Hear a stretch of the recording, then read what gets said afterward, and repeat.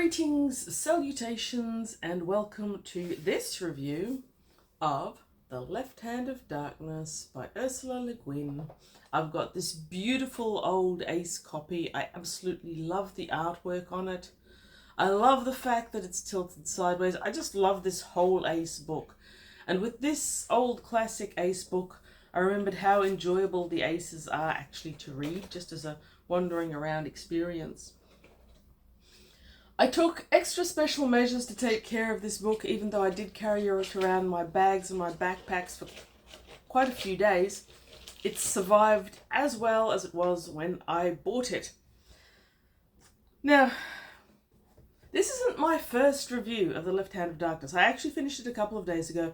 I've done 2 reviews so far. I did a first thoughts review.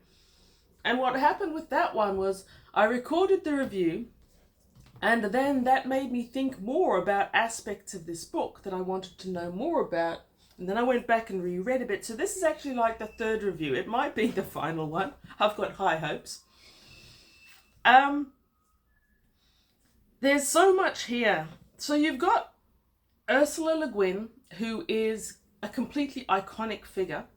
And you've got The Left Hand of Darkness, which was an award winner and has been terribly influential, and the debates about it online. Oh my God, so many of them. Wow. Anyway, so there's a lot here, and I suspect this is going to be a very long and slightly rambling video because I'm low on sleep, and the lower I am on sleep, the higher I am on ramble. Plus, I've been reviewing various thoughts of other people on this book for quite a while now. Okay.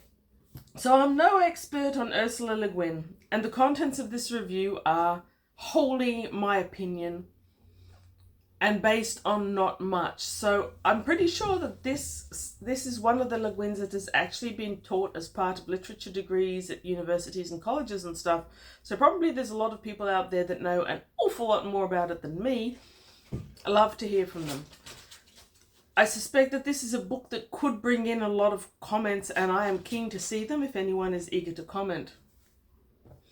Okay, so The Left Hand of Darkness.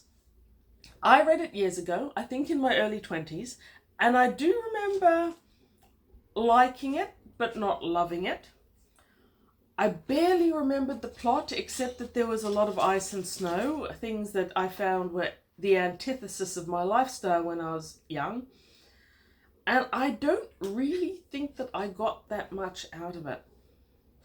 When I was young, I tended to like Le Guin in principle, and I liked her ideas, but her writing style, which is its very own thing, wasn't always for me. And I think that with this one, I felt a faint contempt for the main character that never really died. Anyway, so sometime last year, I was watching a booktube video, and I saw someone reviewing The Left Hand of Darkness. It might have been Matt over in Bookpilled, I'm not sure. And that reminded me of the book, and I wanted to reread it. Do you think I could find it? No, I found dozens of other Le Guins, most of which I bought and some of which I read, and I think a couple of them I've reviewed already. But I couldn't find The Left Hand of Darkness anywhere, and that was very frustrating. Fairly recently, like in the last couple of book buying episodes I went through, I found this beautiful book, and it sat on my shelf and I admired it for a while until another booktuber, so thank you booktube for all that you bring to me, and I think that was Willow Reads Books. I saw a review there, and that intrigued me enough to go pull this one off my shelf and bump it to the top of my reading list, which I'm very glad I did. I'm going to rate my experience of reading this book in stages. The first was not as good as the last stage. So let's have a word about Ursula Le Guin's writing. I love her style. I love her thought processes. The way she imaged and imagined the world is spectacular and quite mesmerizing regularly. But the writing, however influential, however prize-winning, however iconic, it's not necessarily easy to read. Not at all. There's a lot about it that is stodgy. I don't know how you can make a fascinating, exciting subject boring, but she really can. She really, really can. And though her work is chock-a-block full of fascinating social concepts and ideas, it percolates through the actual writing story very slowly. Very slowly. It seems like she almost has an aversion to writing something that is exciting, because she can take the most exciting events, and I remember that from Earthsea as well, most exciting events, and bring them down to a point where you feel unexcited. So from here on, I'm going to say this is going to be a review that is chock-a-block full of spoilers. You can't really avoid it, because if you're going to discuss this this story, you have to spoil it. There's not sure about whether you can spoil a really old book technically, but I went into this cold. I've seen a couple of reviews, but they were both spoiler free, and I didn't really know what to expect. That's a great way to read this book. So if you're thinking of reading this book, if it's on your shelf, if you want to read it, I suggest go away, read it, go in cold, and then come back to this review, because that worked really well for me overall.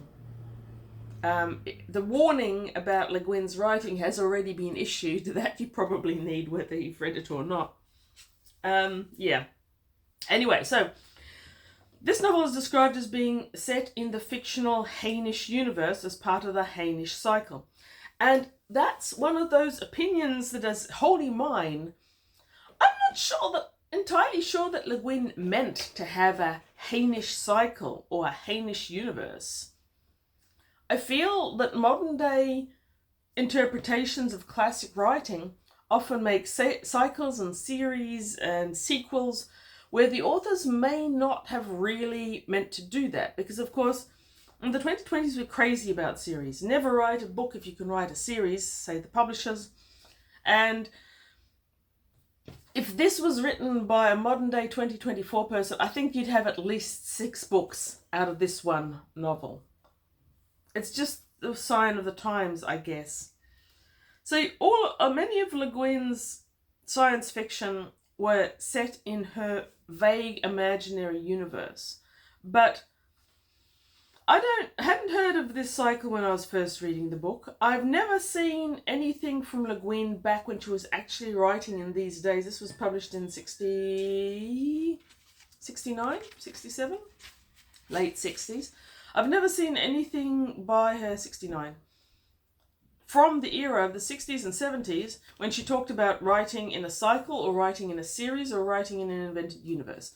I feel that that's a modern interpretation of what she was doing.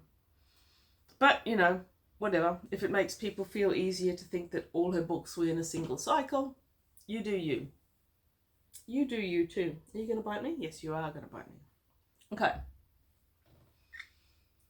So by all means, correct me if I'm wrong. And Le Guin was committed to this Hainish cycle not nonsense.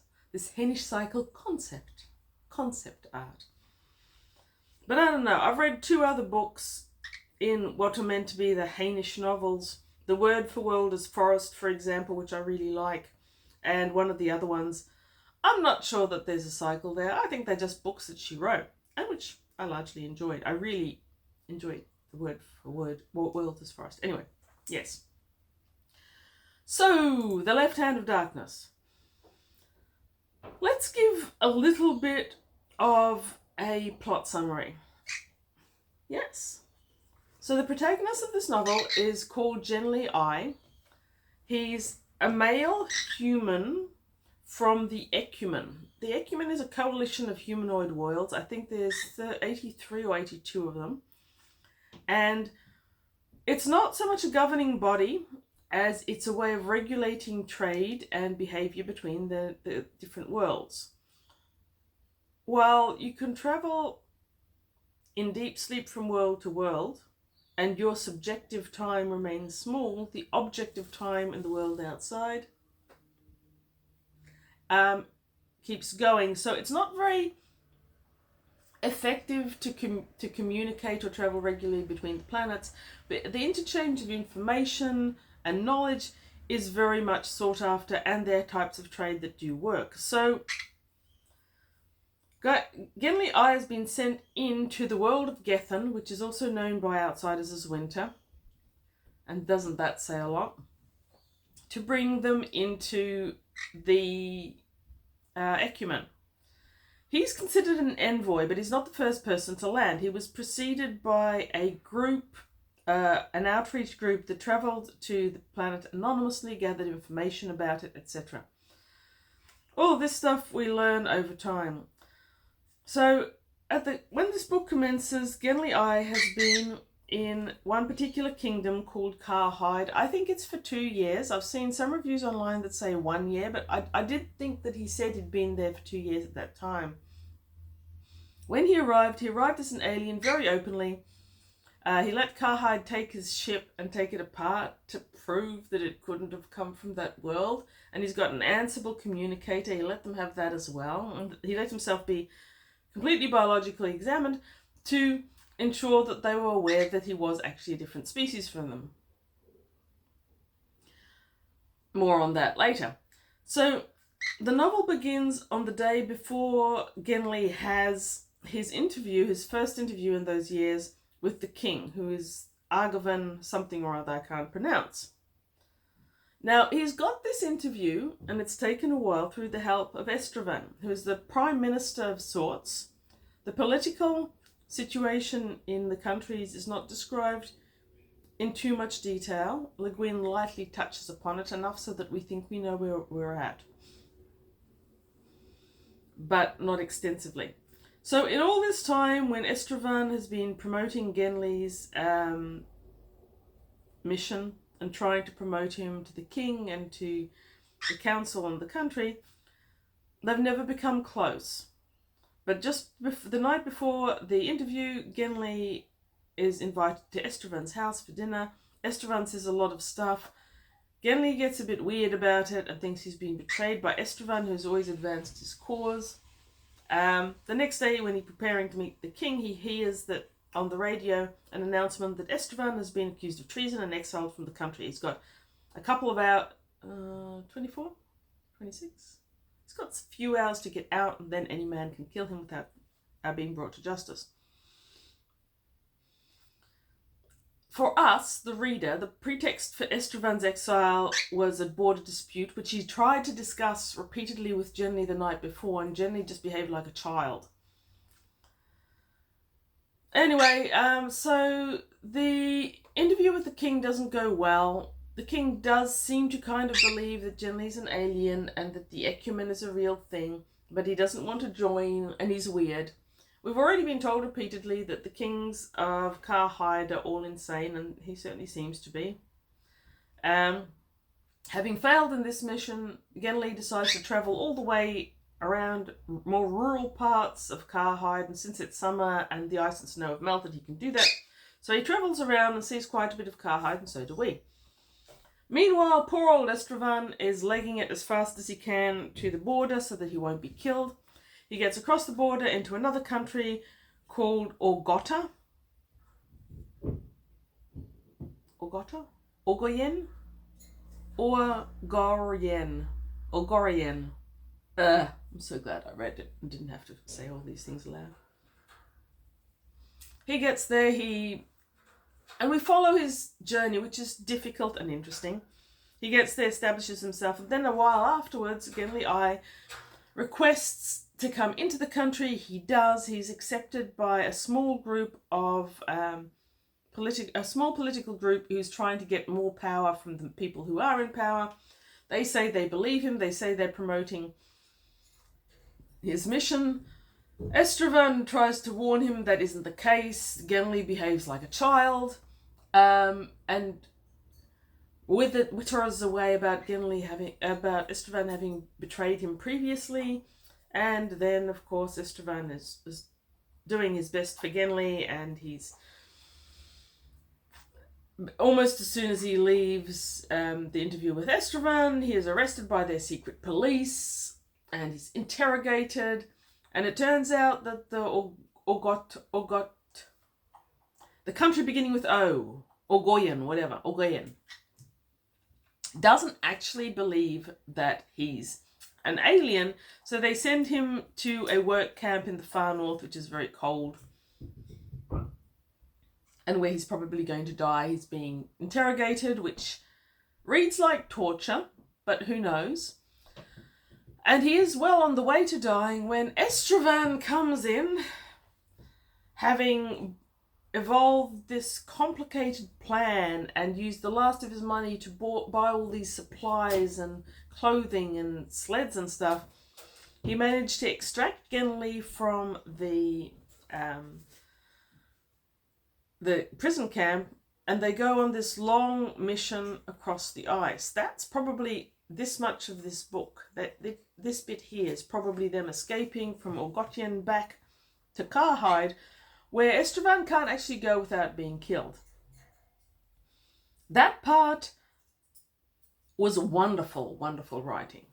Now, all of this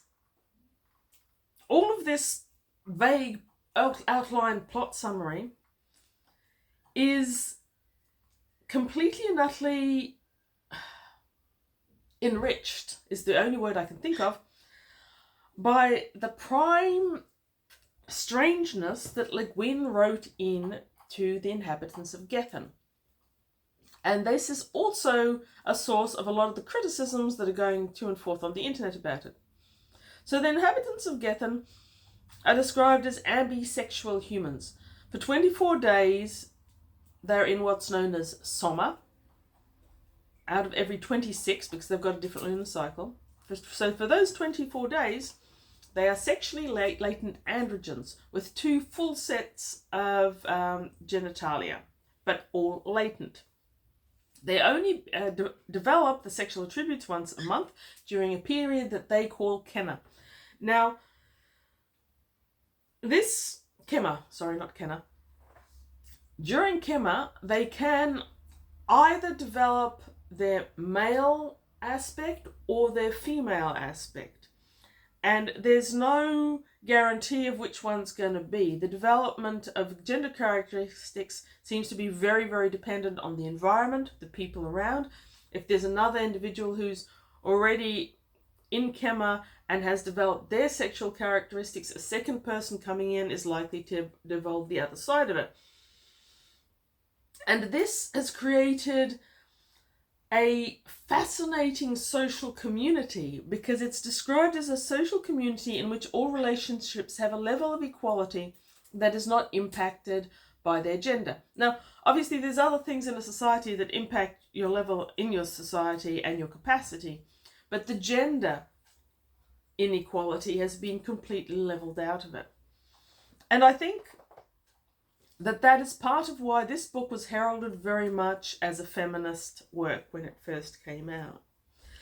So on Gethin, every individual can take part on either the burden and privilege of raising children or the ability to father a child.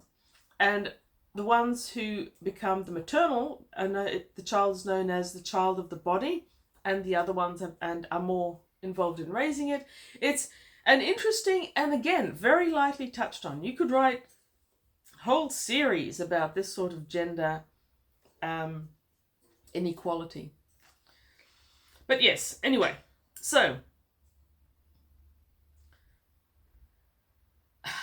this gender influences every part of the story. It influences most particularly Genly's interactions with Estravan, and not in a way that reflect well on Genly at all.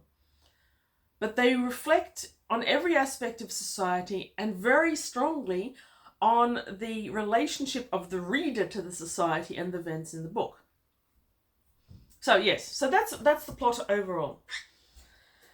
My reading experience. So, as my reading experience often is with LeGuin, almost always with LeGuin, I'm going to say, I was left dubious about a lot of things, especially in the beginning. The characters in the beginning seemed to be entirely emotionally stunted, and they often seemed quite stupid. Is that intentional? Does that starting off with Genly as a complete emotional eunuch and moron, does that give him a chance to grow and evolve? Yes, he does. He does grow and he does evolve. But I didn't like the tactic. I didn't quite understand what the point of the tactic was.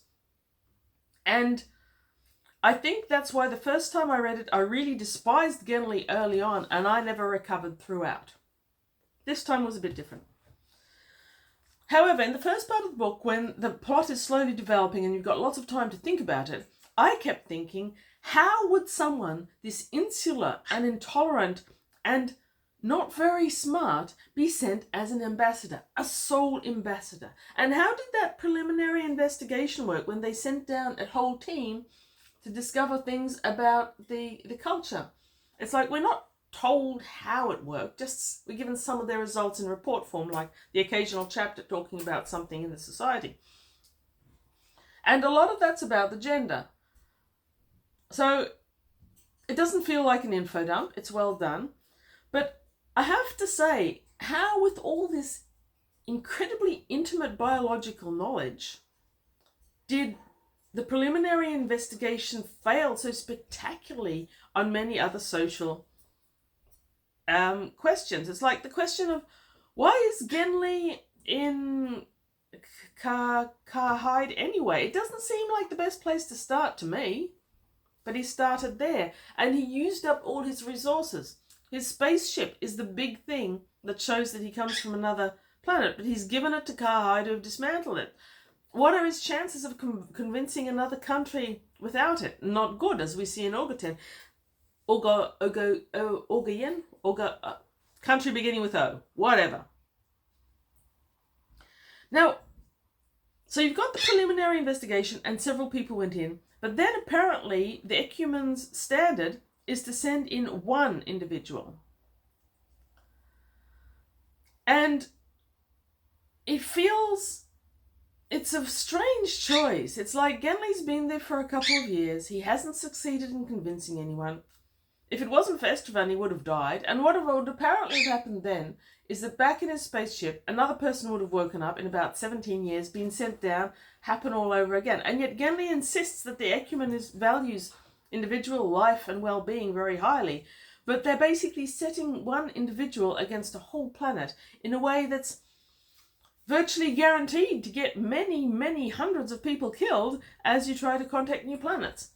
And it doesn't hold together. I don't think that LeGuin thought that one through. Maybe she was trying to make a point. If it was, I don't know what it was. And yeah, not about that. Okay. So I made a note here from page 89. That's part of the early part of the book for me. I'm talking about the investigation previous to Genly when they sent in a whole expedition. And that expedition in its notes introduces us, the readers, to the fact that the Hainish experimented on people.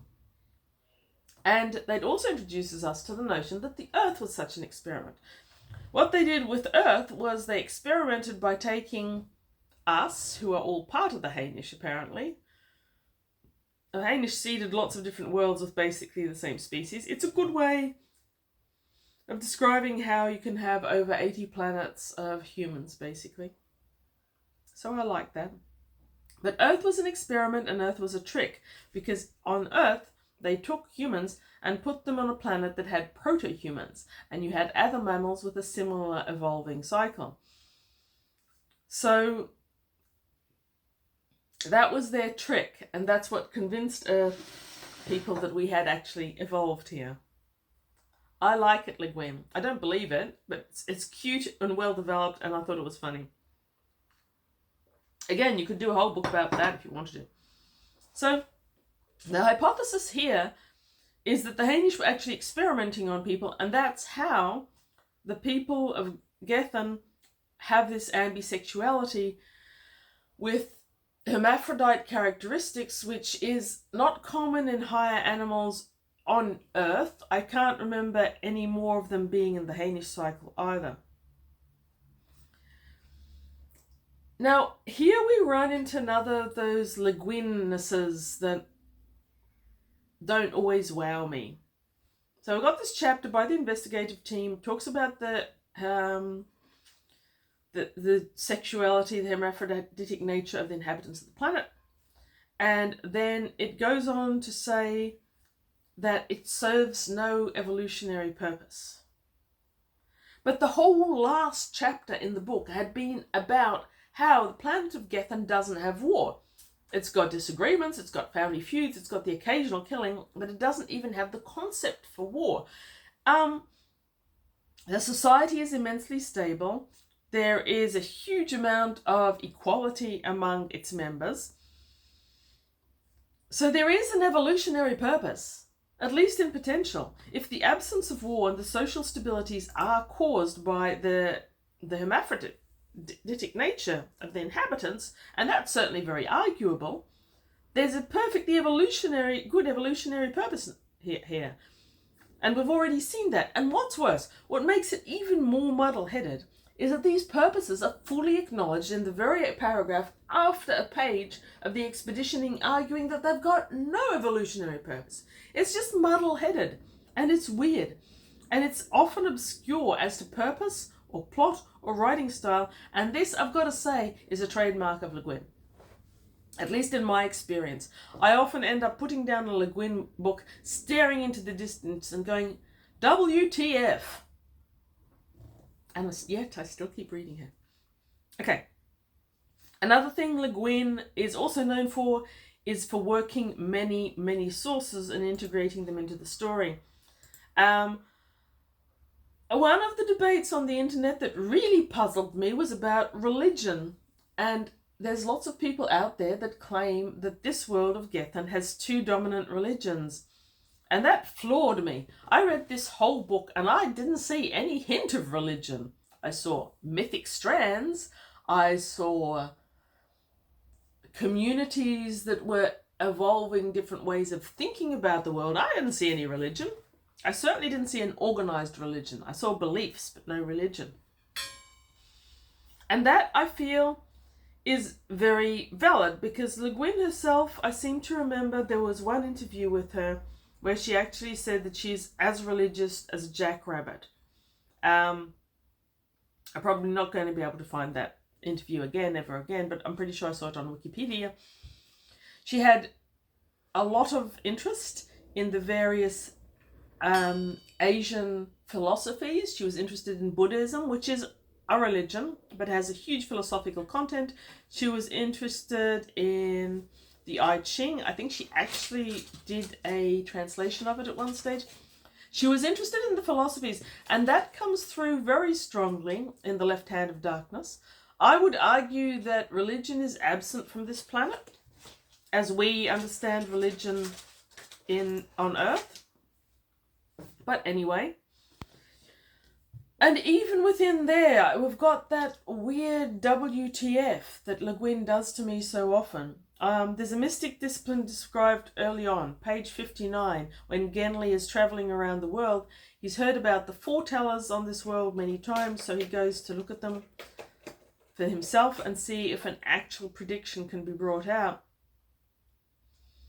And he finds them living in a community where people basically withdraw from the world. They leave behind their name and all their possessions. And they come to learn the value of nothingness, of everything not being real. And what the foretellers do is they're actually doing foretelling in order to demonstrate to themselves and possibly the world the complete futility of telling the future. And that's highlighted by a few myths and stories that are peppered throughout the book, and which LeGuin uses beautifully to really flesh out the whole culture and the story. Anyway, the mystic discipline that's described on page 59 is a very textbook Eastern mysticism. And having described it all very well, LeGuin then winds up by having Genli say it is the opposite of mysticism. WTF, LeGuin. You've just described mysticism as it is in many Eastern philosophies. It isn't the opposite of anything. It's like, why? I don't understand what you're doing. Anyway. She does bring in many sources, like I said. I like that about LeGuin. It fleshes out her books. Elsewhere, much later on, LeGuin uses Gethin to moot some scientific theories that were still in early days when this book was written. and it's kind of cute. Genli's far future, I think someone online estimated from interviews and context that this is set in by the modern era it would be 40 something something, high 40s. But anyway, in this future high 40s, this culture apparently does not know what causes ice ages, for example. And I needed to remember that written in the 60s, plate tectonics was only really brought to the general scientific community in the 50s, so yeah. I love when classic science fiction brings in theories of the day. Surprisingly often they become mainstream or been adopted by society, but occasionally you get one like the we don't know what causes ice ages here. Yes, anyway, so by the halfway mark, I was fully invested. I was more invested in this book. I was going around ringing people saying, damn, this is a great book, you need to read it. LeGuin is weird, her characters are nebulous, and the writing is far, far, far from flawless. Nevertheless, it sucked me in completely. It fascinated me. By the halfway mark, I was utterly immersed in everything about it, despite the fact that the story and the narrative are really twisty. Excuse this flight of fantasy, but I kept thinking of Eliot's poem, The Love Song of J. Alfred Prufrock. I always get that title wrong. I hope I haven't. That bit where it says, streets that follow like a tedious argument of insidious intent to lead you to the overwhelming question. Oh, do not ask what is it. Let us go and make our visit. And the whole book becomes this insidious, intense street journey. And there are overwhelming questions, but they're never actually laid out for you. They're overwhelming questions that happen inside of your head in a way that you really have to respect. And it's probably why she is so deeply acknowledged, even though she's hard to read. Okay. One of the things throughout this book that I thought was really well done, I was grumbling and annoyed by it in the first half, but by the second half, I was really quite in awe. No, we don't eat incense. We don't eat incense. No incense. Yes, one thing LeGuin does really, really well is misunderstanding between cultures. We have a major ongoing misunderstanding, which is the cornerstone of this whole plot. And the whole reason that Genli and Estevan have an interesting relationship, which is ongoing throughout the novel.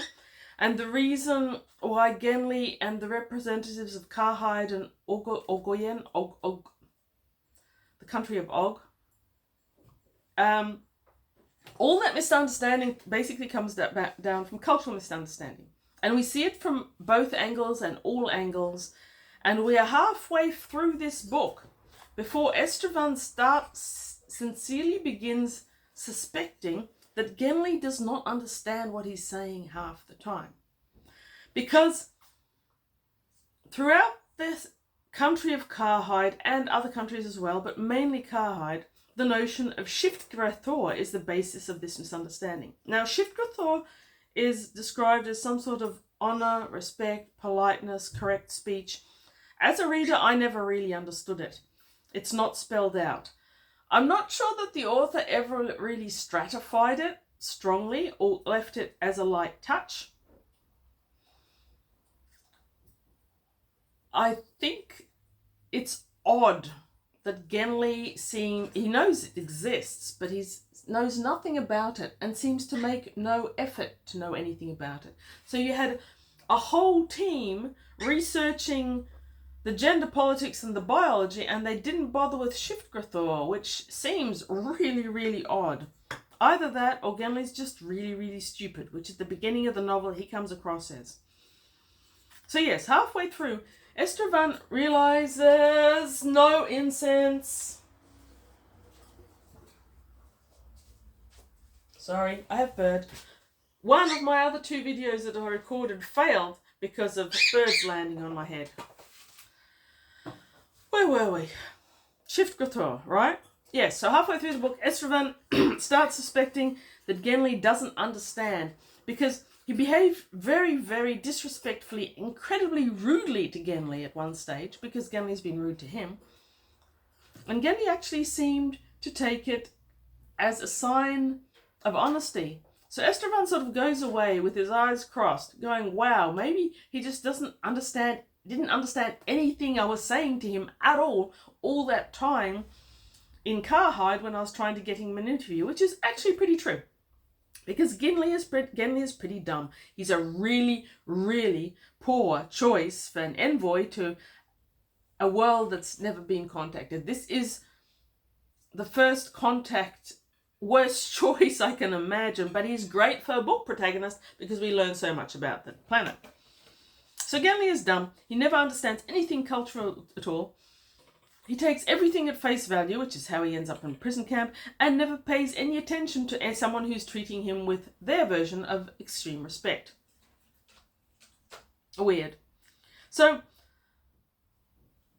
I don't think she always does it consistently, and I don't think she always does it coherently, but I do love what LeGuin does here with the cultural misunderstanding. Because it along with the gender, is an underlying important part of everything that happens in this book, which makes it rich and interesting and feel real. Too many science fiction books underestimate the difficulty of seeing an alien or foreign culture and understanding them. Too many just to go, oh yes, well, they've arrived and everyone's alien, so they understand that they're alien, it's all going to be fine. And that makes for an okay space opera, and it makes for a pretty okay certain type of classic sci-fi book. But it also makes the protagonists often feel like that obnoxious tourist who goes to a foreign country and thinks that by talking louder and louder and eventually yelling at the poor local, they're suddenly going to understand English when English isn't their language and they can't speak it. And it pushes the reader into that awkward position of embarrassed bystander, wondering if they should try and correct this rude tourist's attitude or not. So LeGuin's cultural misunderstandings here are supreme. And let's face it, on Earth, we've all evolved together. We've got different cultures. We know about each other's different cultures. We actually need a visa before we go into a completely different country. And yet the level of misunderstanding of culture, language, intent, body language is incredible. England and France couldn't even really agree on culture for hundreds of years, and they both started off in France. So yeah, having a whole book that is basically, without making it a big deal, talking about cultural misunderstanding and how people can overcome it at the end is really, really good. So Ursula Le Guin does tend to philosophize a lot. And after Genli is taken prisoner, the philosophizing gets stronger. And I don't always agree with her musings, but they're interesting and they make for a rich cultural experience reading it. I wrote down one from page 170. But it is not human to be without shame and without desire. Isn't it, Le Guin? I'm not sure. But anyway, it made me think, so hooray. So character's evolution from page 257, 258, we see Estravan playing Shift Gothor word games with the village. We see this through Genli's eyes. And suddenly he has involved an understanding of the subtle language. And what happened in between is this huge race across the ice. After Estravan saves Genli from dying in the prison camp, they have to travel across this huge ice field. I'm going to say it felt to me like it was more than an ice field through snowstorms. What's that word for ice thing? Glacier.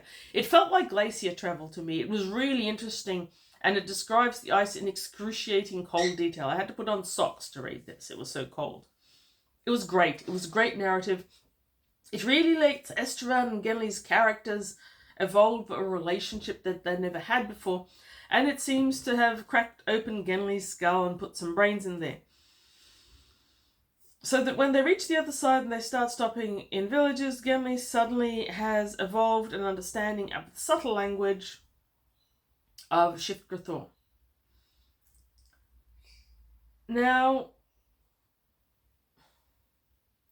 the end of this book, without anything too spoilery. Okay, so the bit just before the end. The bit just before the end was really, really good, with Estevan and Genly's relationship being resolved in a sort of literary version of brutality, which had an act that was really meaningful in terms of self-actualization, and the elements of their friendship all came together with it. But if the whole point is to examine thoughts, feelings in inner worlds, that ending was very appropriate, except it wasn't the ending. We then have Genly's ship and crewmates appear, and the whole book fizzles to this stop eventually, and I don't hate the way it ends, but a lot of the writing throughout the story was unimpactful, and I felt the end was too. The bit before the ending, great. The actual ending, anyway, whatever. It does feel a little bit like the author just wandered vaguely away from her final part of the book when she got bored with it, but whatever. Wow, this is the longest review ever, and I haven't finished. There's more, but wait, there's more, like the ad from the 80s in Australia said. So, having watched Willow Talks Books talking about this read was what bumped it up ahead. And the amount of discussion that this book has generated on the interwebs is huge. Google questions about this book, which I Googled after I finished it, really, really amazed me. Read through them if you've read this book and sit back and have a bit of a laugh, I suspect, because most of those questions never occurred to me when I was reading the book, either time when I was reading the book. So that was a bit fascinating. Okay, one thing that Willow asked is the unlikableness of Genly the character or the author? And that's a very good question that is hard to resolve. I don't really think it's the author. I think a lot of the author's characteristics end up going into Genly. I don't know that she intentionally wrote him as a dislikable character, which is a bit of a worry. But I do think she didn't mean to make him a likable character either. I think she wrote a character as the vehicle for the story. So it's a good question, could be debated a lot. What is the gender identity in the Left Hand of Darkness? Asks the interweb. The Left Hand of Darkness reimages sexual normality and depicts a world where sexual characteristics are not a fixed part of a person's identity, suggesting that gender is not an integral part of human identity, but an artificial distinction. If that was what LeGuin was going for, and I think it might be, then it's wholly justified as a 1969 work of feminism. And it's, as a social investigation, it's really, really interesting and really, really exciting. These days, apparently a lot of people are up in arms because Genly uses the pronouns of he, him for these non-sexual identifying Githanians. There was a lot of criticism over the years for this, because though it's from 1969, there were already people writing gender-neutral pronouns. And LeGuin actually came to say that she regretted not using an invented neutral pronoun, and I'm sure she did after decades of being harassed over it. Anyone would regret it. For a 60s book, I was around in the 70s reading a lot of 50s and 60s literature. I don't think it was a problem. In 2024, it's a problem to use a male pronoun to depict all of humanity, whether they're male, female, or other. Then it wasn't. He was a basic. Human, man, mankind stood for all of mankind. And the fact that it's a debate now, I'm not saying that it's not an important debate. I'm not saying it's not a relevant debate. I think it's both of those things. And I think it could end up with social norms being re-imaged in a useful and healthy way. But back then they hadn't been. And so I have no problem at all with LeGuin using he for Estrovan all the time, even though he isn't a he. He's something else. He's a they, them in today's technology. Genley has a problem with it, though. Genley refers to everyone as male because that's how he thinks about the world, but he also sees the feminine as well as the masculine in each of these identities who's still in soma, and so they don't actually have a sexual characteristic, but they still have some aspects of both. And to me, that speaks of examining the fact that left on their own, a male has feminine characteristics. And most males in 2024 feel more enabled to express feminine characteristics than they would have been in the 50s and 60s. So that's a very good point that I've never seen anyone on the internet discussing, but is really relevant. Take my darling godson, who's in his early 20s now. 2024, he has no problem expressing feelings. He has no problem sharing aspects of himself that in 1950 would have been effeminate. They're not effeminate. They're part of his nature. So I think maybe books like this were the forerunners to changing society for that to be allowable. Many people want to know if The Left Hand of Darkness is feminist. It's been thought of as feminist, and as I already touched upon, for its time it absolutely was.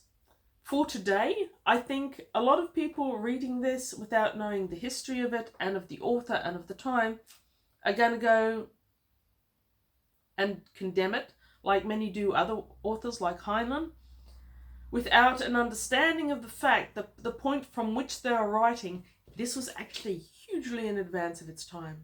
And, like I said, probably help bring in these times. Then there's a question of religion, and I think they got it completely wrong. I don't think there's any organised religion in this book at all. That's just my opinion.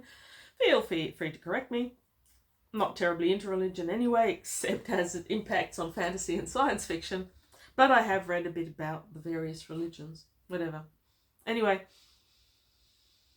So questions and debates, so many things that I've read this twice. I just finished it a couple of days ago. So many of the questions are things that would never have occurred to me reading it.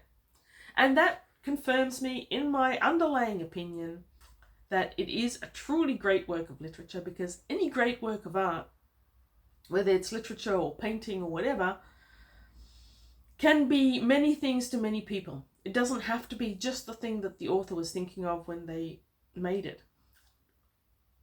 And often many of the people looking at a work of art or reading a work of art are going to get things that the creator of that art didn't intend. And actually, if you look at some forms of art like Fauvism or Impressionism, often the artist themselves isn't actually thinking through what they're doing. They're just taking their emotion, their thought, the creation that's inside them, and throwing it at the medium. And there it sits on the medium for anyone who wants to come and visit it, look at it, get the experience from it. And I think quite possibly, as works of literature go, The Left Hand of Darkness may be like that. I don't doubt for a second that Le Guin thought it through, planned it, and researched it. She's written a beautiful book, but I think it's evolved past whatever it was that she wrote for herself into something that can be almost anything to anyone who takes the time and effort to read through it and think about it.